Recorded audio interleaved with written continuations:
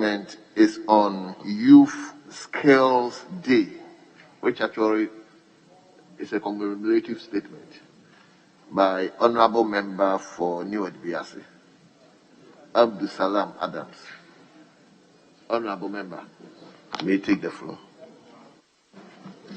Thank you, Mr. Speaker, for the opportunity to make a commemorative statement on World Youth Skills Day.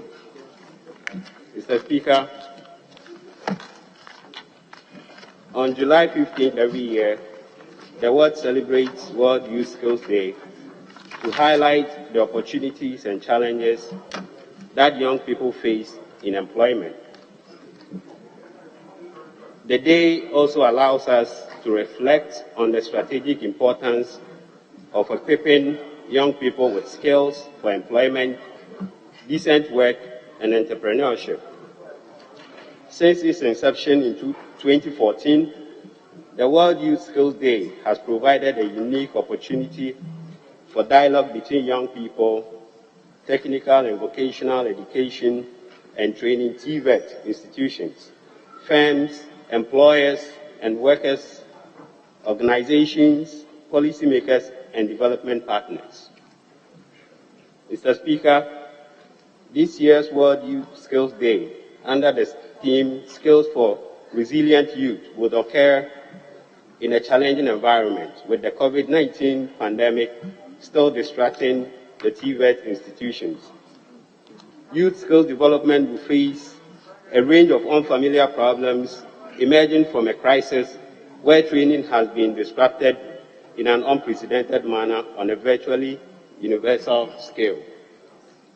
Mr. Speaker, young people aged 15 to 24 are particularly exposed to the socioeconomic consequences of these disruptions. 1/3 of the world's 1.8 billion young people are currently not employed, educated, or trained.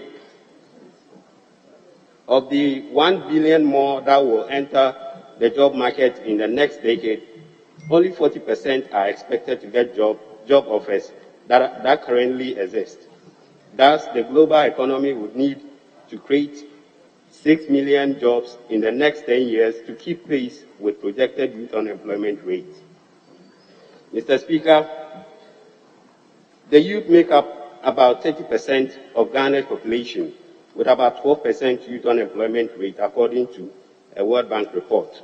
In 2016, it was projected that 300,000 new jobs would have to be created each year to absorb the increasing number of unemployed young people in the country. Mr. Speaker, TVET has a vital role to play in fostering the resilience of young people in Ghana. Specifically, vocational and technical education is a vehicle that can provide practical education in order to make graduates employable. It can also equip graduates to set themselves in business and become employers in the future.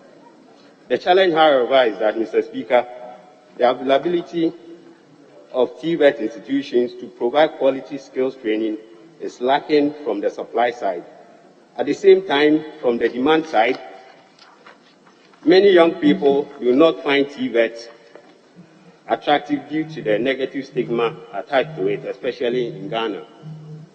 This situation has affected the enrollment of students into TVET programs in Ghana and in many African countries. In Ghana, for instance, Mr. Speaker, the current admission into National Vocational Training Institute stands around 4,000 annually, while enrollment is about 11,000. Mr. Speaker, with proper packaging, we can significantly improve enrollment into the TVET sector. Mr. Speaker, it's refreshing, however, to note that the conversion of our polytechnics into technical universities was a shot in the arms of the TVET sector, as it enhanced the image of TVET in the country. Mr. Speaker, 85% of the stakeholders in the TVET sector are from the informal sector. Thus, the role of the Thus, the role of the informal sector in providing technical skills training should not be underestimated. The government must therefore take necessary steps to regulate the sector to ensure standardization in the training delivery. Mr. Speaker, when young men and women are empowered with skills they need for working life, they thrive. They can also support themselves, their families, and their communities. Mr. Speaker, it is clear that youth unemployment is an urgent and complex challenge affecting our society and the economy. As Mr. Speaker indicated the other day, it is a national security threat, as there is a clear link between unemployment and crime. To address these critical issues, Mr. Speaker, government must prioritize TVET as an instrument to produce the first and middle level of technicians to be the bedrock of industry and promote entrepreneurship for employment generation.